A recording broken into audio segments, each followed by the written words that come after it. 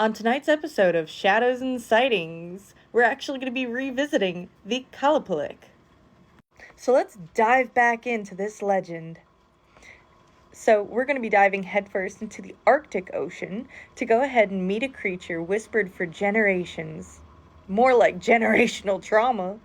The Qalupalik, a being with green skin, long nails, and kelp-tangled hair, and a habit of humming beneath the ice like it's waiting for someone.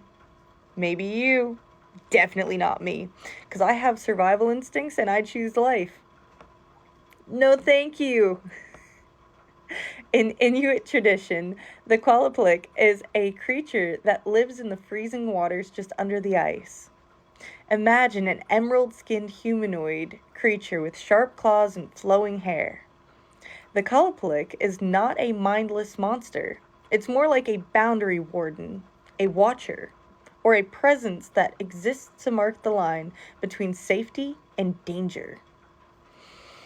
It's not a line in the sand, I'll tell you that much. That line that marks between safety and danger, don't cross it. If you choose life, don't cross that line. When you hear the humming beneath the ice, that's said to be them moving, searching, and waiting. In many Inuit stories, the Qalupalik is associated with children who wander too close to dangerous ice edges. But unlike Western cautionary tales that paint creatures as purely evil, Inuit lore is often far more nuanced. They actually are more of a guardian more than they are of a bad creature. Some story keepers describe the Qalupalik as taking children away, which sounds awful, but it's not always done out of malice, and in some versions they keep the child warm, safe, and fed, and eventually return them to their families wiser than before. But that's a big but.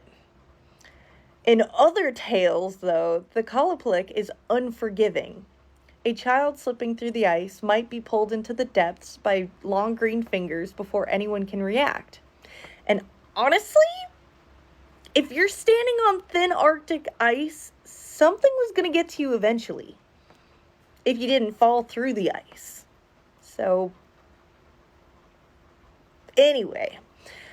So the Inuit storytelling, though, is absolutely brilliant. Because it's not just like telling the kids about the boogeyman. These stories were actually meant to be used as survival tools. The Arctic is unforgiving, and falling into the icy water is nearly always fatal.